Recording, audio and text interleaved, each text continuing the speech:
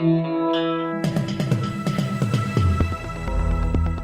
listening to the Betoota Advocate's weekly news wrap on Desert Rock FM 96.5. Welcome back to the Betoota Advocate radio show, recording live here from downtown Betoota. You're joined by myself, Clancy Overall, and of course Errol Parker. How are you, Errol? Good, mate. Always good to come in here on a Tuesday, mate. It's my favourite day of the week. Yeah, it really is one of those ones where you kind of you're firing with all cylinders. I feel Tuesday. Yep. I've never really had a dull Tuesday, ever. Neither have I. Not even in my Stereosonic days. Now, this week's a big week for the arts. It's not often you can say that in Australia. A big week for the arts. Big month for the arts, even. Because what we're looking down the barrel of is the announcement of this year's Archibald Prize finalists, as well as the Win and the Sulman, the other prizes that go alongside the Archibald. And I know, as someone who's dabbled myself, with the paintbrush and the beret as a young man, and the black skivvy, there was a little era of art school in my under Joe, yeah. I tried my hand at all that. It wasn't for me. I preferred you the letters. Talk about those days a lot, Clancy. Yeah, I preferred the letters in the end. But one thing I learnt back then was that people in the art world and artists, there's nothing they hate more than having their industry compared to sport, which is why I'm going to do exactly just that to introduce today's guest. The Archibald, as I said before, the finals will be announced this week, has been described as the grand final of art. But my personal favourite is, of course, the face that stops the nation for Australia's largest art prize, portrait prize. And today's guest, Abdul Abdullah, has been a finalist 4 times over? 5 times. Five times. Champ. And we're here to talk to you about everything that is art and, of course, some of those big milestones. How are you, mate? Thank you for joining us. I'm good, and thank you very much for having me.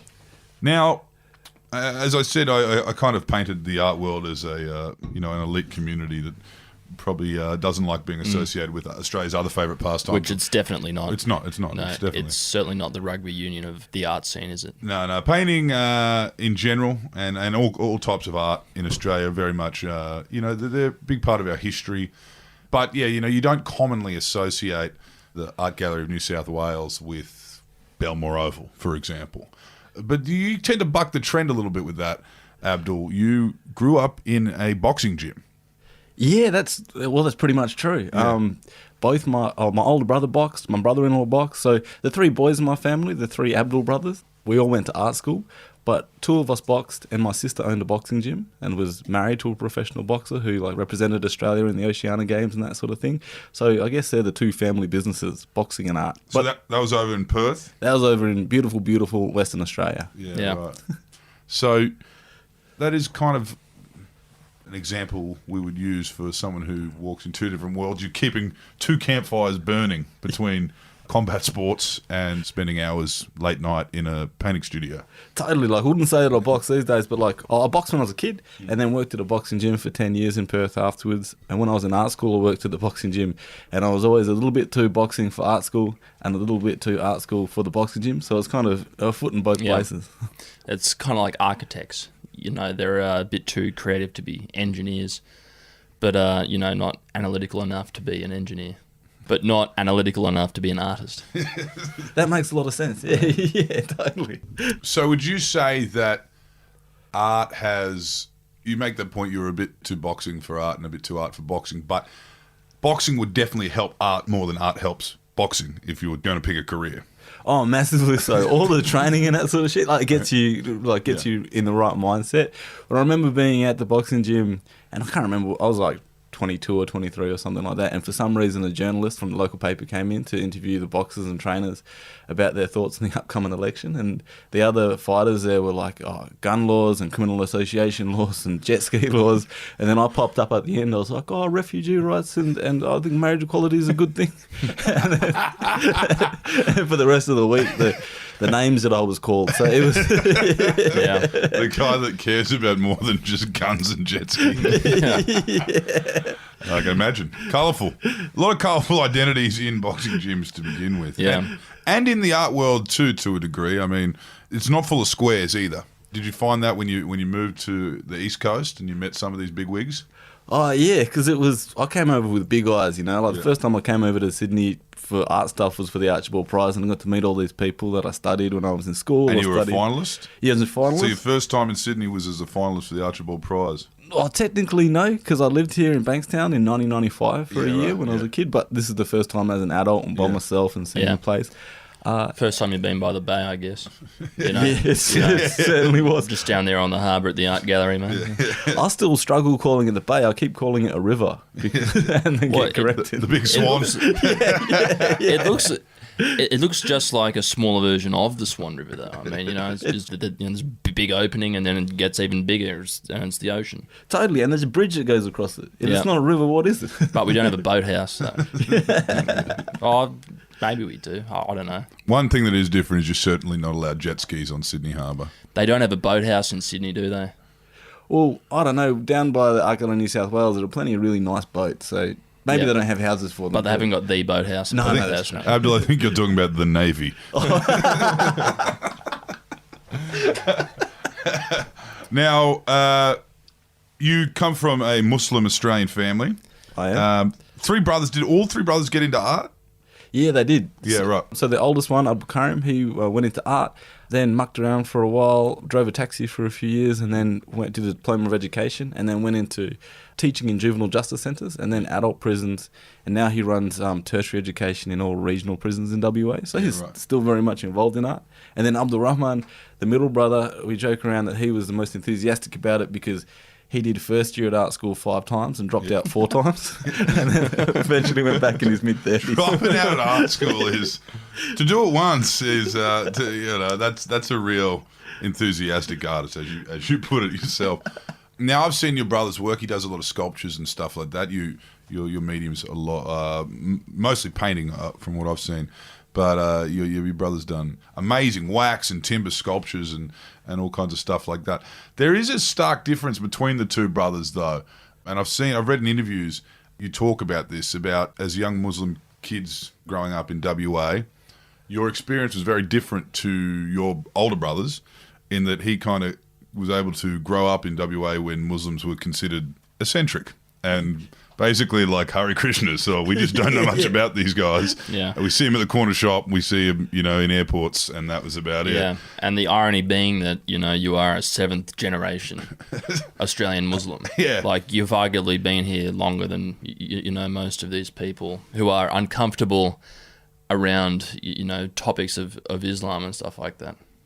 That is a peculiarity about me and my brothers, I guess, and me and my whole family, is that we are 7th generation Australian. Yeah. I'm a direct descendant from a convict who got here in 1815 after stealing 2 stamps and a watch chain in London, then got deported. Not deported, transported. Yeah, totally, a watch chain.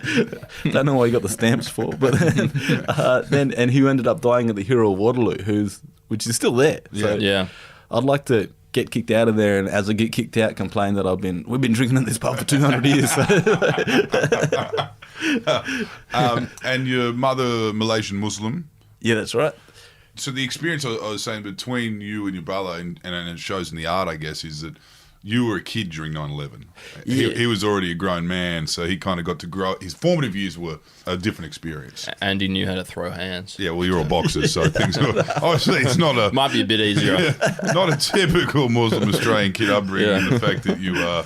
Also, and every other kid knew that you probably lived in a boxing gym, and they were like, probably not worth saying anything. Well, at this stage, my brother had already dropped. Well, when 9/11 happened, my brother had already dropped out of art school a couple of times. So he was living a different sort of life. But yeah, I was like 14 or 15 when it happened, so it was a really formative experience for me. So it kind of overnight, I joke around that before 9/11, I was a 3Bs. I was broke, brown, and beautiful. Yeah. And then after 9/11, I was existential threat. Yeah.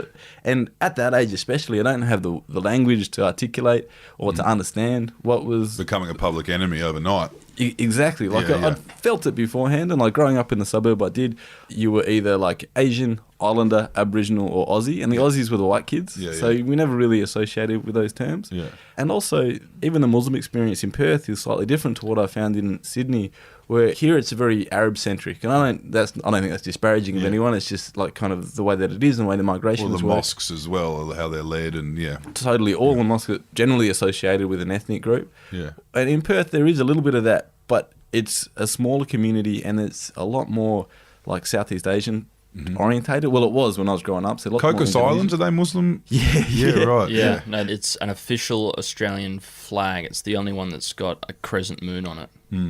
The Cocos Islands, like I knew a lot of Cocos Island kids when I was growing up, and what was interesting about them is that none of them, the ones that I knew anyway, didn't know what year they were born in. So it was always, they could have been, like in primary school, they couldn't have been anywhere between 8 years old and 11 years old. Like it was a strange thing. And there was an older guy that the family knew, because the names get so funny, because the history of the Cocos Islands and the slave history, it's fascinating, but the names get all twisted around. So a family friend was called Benson Bin Hedges. So it was just the things that get picked up. Benson Bin Hedges. Yeah, that's two words that we hear together quite often. And so it is interesting having such a kind of, you've had a different upbringing to most artists, I guess. I know there are Muslim Australian artists out there, but have you found yourself caring about different shit to, a lot of people in the art world, and particularly because art is used as such a platform for statements and stuff like that? Do you find, growing up in a boxing gym, Muslim family, that maybe you're kind of maybe in another world to, your average kind of... Yeah, like I can say that I don't feel as connected to the history of that type of Australian art that's existed. Like I don't feel that I appreciative is the wrong word, but I don't feel that I owe them a great deal. But when I look at other artists like Richard Bell and Vernon Arkey and Proper Now, the collective Aboriginal artists from Queensland, I see what they're doing is so much more relatable than these other artists and these older artists. And well, just the establishment, the establishment is the greatest way to put it, I think. Yeah.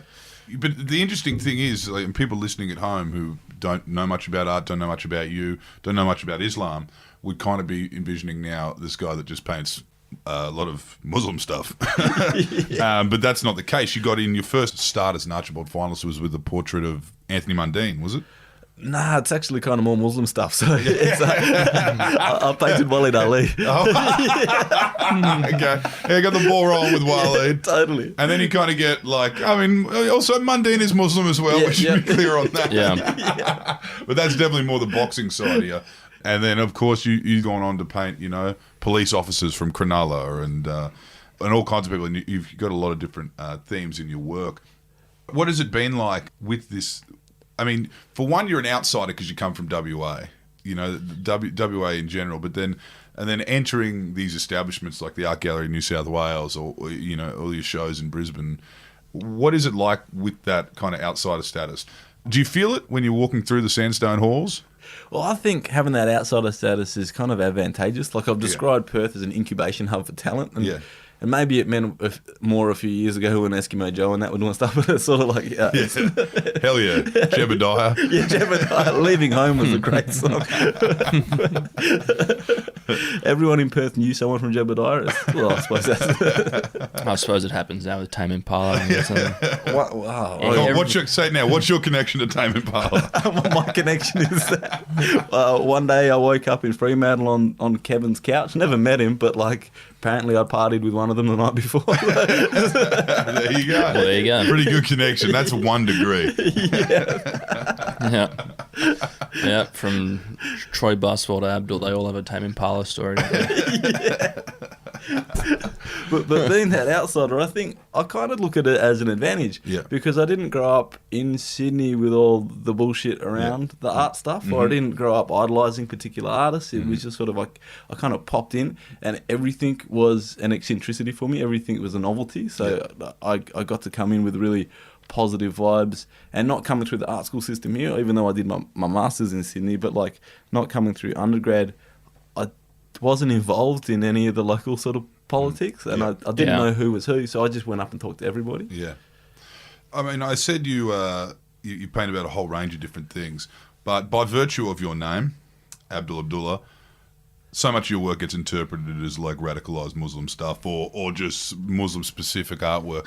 Can you give us some examples of that? I mean, there was one high-profile kind of incident where it was painting about something completely different was perceived as terrorism or whatever it was with the entertainers painting. Yeah, that was the collage, wasn't it? Yeah, that's right. So I did this painting in 2013 called Entertainers, which looked like a balaclava head, to be fair.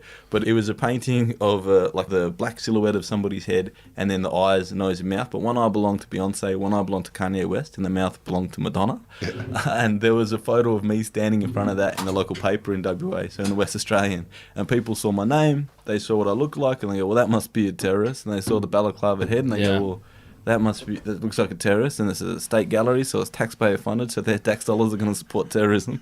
And then there was like letters to the editor, there was complaints to the gallery, a petition to stop the show, people came in to make threats. It was just kind of an uproar, but that's been like an ongoing thing for me. Yeah. So even the first time I was in the Archibald, which I had no public profile at all, and even now it's a very small platform, very niche for art sort of stuff, but at the time there was really nothing online. But I painted Walid Ali, and as soon as that picture got online, people saw the painting of him and you knew who he was, even though he wasn't on TV yet. He'd just written a book called People Like Us, which I really enjoyed. And he saw my name, and the combination of my name and the portrait of him really pissed some people off. And his name. Yeah, his name. Yeah. And the religious dress you painted him in. The crescent moon in the background. If you came up, there was like you press a button and the azan would play. And It got a bit too Muslim for him, really. Is that what you're saying? Yeah, and it was just like a spate of emails, and they must have looked hard to find my email address, and at first it just really pissed me off. And well, you get the first one and you go, oh, this person's an idiot, and then you get like half a dozen more in that day, and then half a dozen the next day, and then they might have all been the same friends, but it still pisses you off. But it's like Walid who convinced me to shift directions in my practice, because he knew about my political interests. So he said, instead of getting angry about this and you want to add something positive to the conversation, so do it with your art practice. And that's kind of what led me down the path that I went on. Yeah. With that kind of backlash you get just from, people at home, what do you think that is? I mean, it's very hard to kind of dissect in this podcast Islamophobia in Australia, because it's existed ever since the Ottoman Empire and Broken Hill and all that kind of stuff.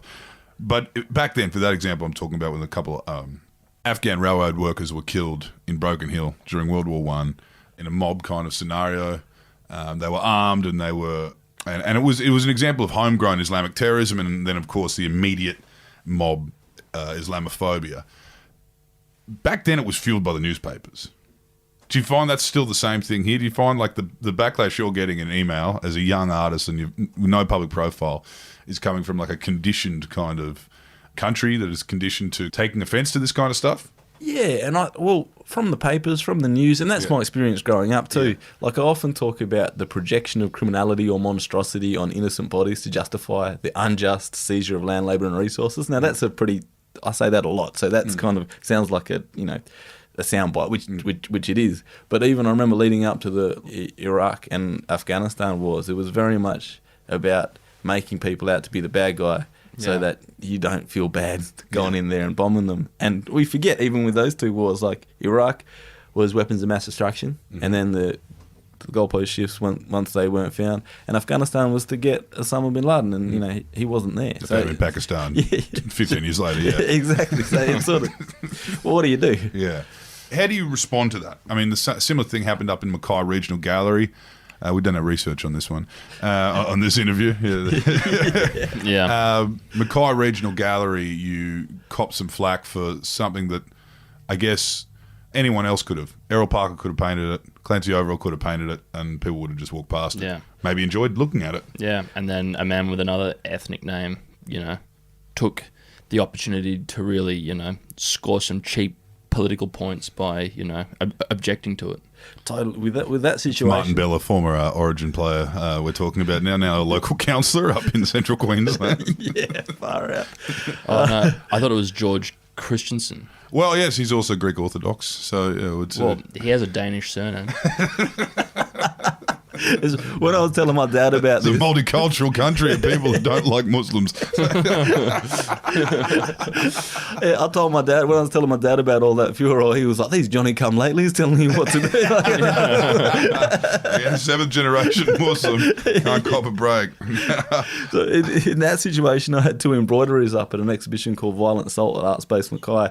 And one of them was called We Are Young and Free, and the other one's called We'll All Let Us Rejoice. So they're taken from the Australian anthem, and it had images of Australian soldiers in Afghanistan, but I'd obscured their faces, so you couldn't tell who they were. They were like anonymous figures, so they were more symbols rather than individual people. Yeah. And then over the top, there's an embroidered smiley face. Yeah. And it talked about a few things. It was definitely critical of war and critical of the people that sent people to war, but it also talked about the difference between a perception of someone from the outside and their lived experience.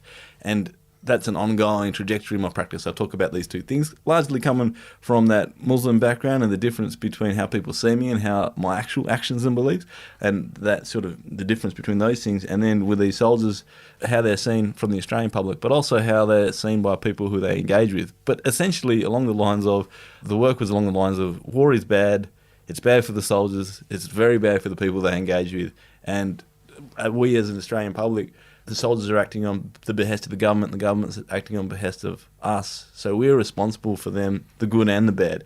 So that's what I was talking about. But How was that painting or that artwork perceived? I'm guessing that didn't kind of sink in with the first outraged councillor who saw it on the wall. he very much saw it as an attack on the veterans, and I was having a go at the RSL and things like that. And it was so frustrating because then it went on Sky News and Channel 9, and there was a Channel 9 story where they were interviewing this poor fellow from the RSL, and they framed it as like that, along the lines of like, this is an artist attacking veterans, what do you think of it? And then he said that I was comparing Australian soldiers to blackbirders, and me being naively and ignorantly from WA, like I had to Google that, and it seemed like such a long bow to put, a long string to put, I don't know the same, you know what I mean? Like, It was an overreach. Quite a large one too, particularly in a country where we have a prime minister who didn't know blackbirding existed until about 6 months ago. So totally. And then it ended up with people coming into the gallery, and this is up in Mackay. I'm not anywhere near there, like physically threatening the old lady volunteers at the desk. So it's just, this is where it shit is the fan. And I really am open to different characterizations of my work, and people bring different things, and I find that really interesting. how But people perceive what you've done, then it crosses over into sort of like morons being violent or threatening violence, and it goes from a conversation to like something that's quite sketchy. So that, and I don't know many other artists who experience that sort of in shit. Australia. In Australia. So does that, how everything's being misinterpreted, does that, by virtue of that happening in a town thousands of kilometres from where you are or where you're based or where you're from, does that then in turn give you the title of firebrand? Is that something you now have to deal with, where it looks like all that shit that went on in Mackay, where provocateur, everything that went on in Mackay was something you wanted to happen? Is that how you get kind of perceived as well? That's part of the frustration, is that I'm doing people perceive me as I'm doing these stunts or I'm being deliberately provocative. Yeah. And it's never the case. An activation. Yeah, totally. I'm not here Muslim Banksy.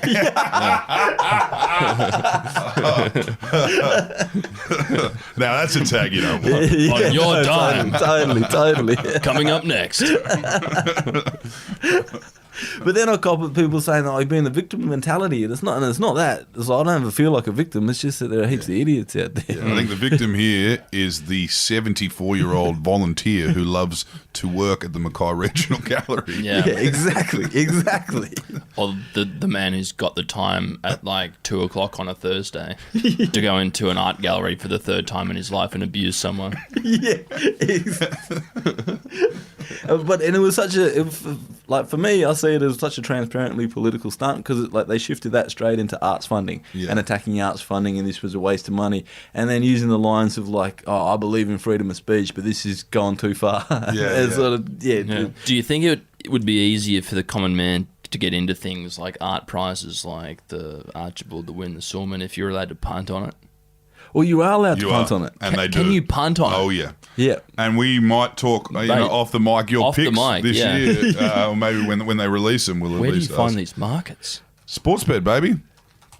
Totally. I've won I'm almost rich. each year in the last decade. He's got an eye for it, mate.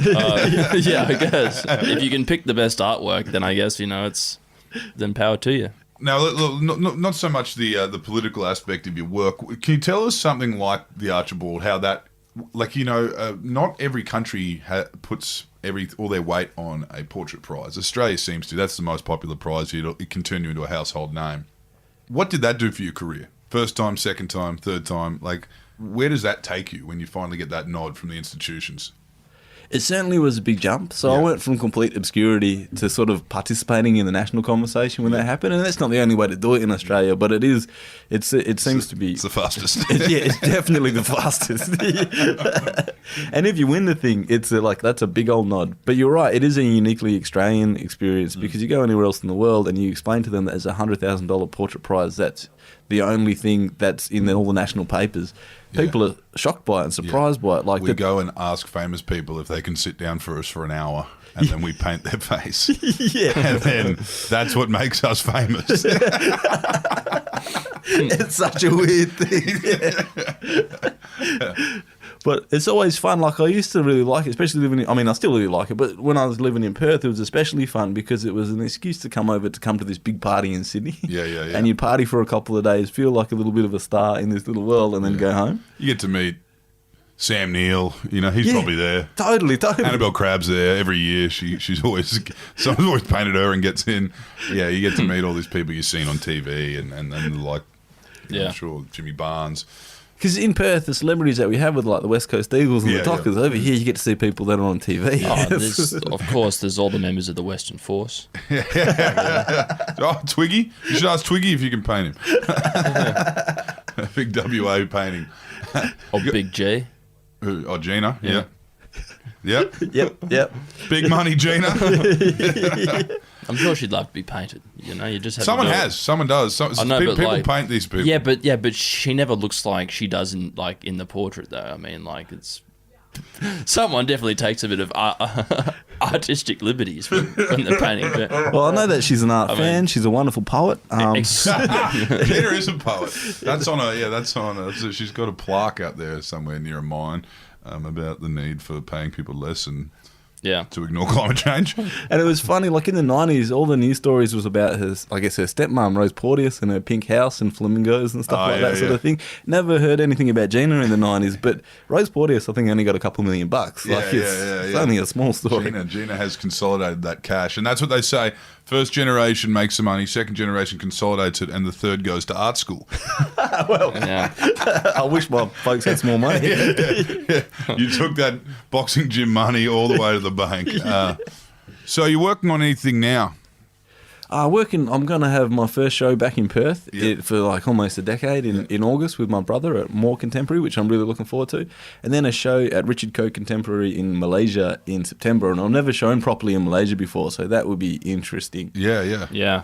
Of course, with your Malaysian ancestry, is that something that kind of is of note when you're over there, or are you an Australian artist?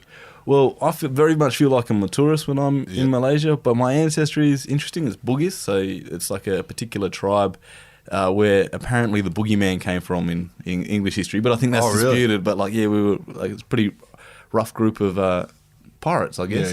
Yeah. Right. Okay, well, we'll keep an eye on that. And all the best with the art prize. I'm sure you've entered the Archibald this year, and then we'll find out the winners in the next week. Yeah. But all the best to everyone else who entered. And thank you for joining us on the Betoota Advocate podcast. Abdul Abdullah. Thanks so much, guys. Appreciate it.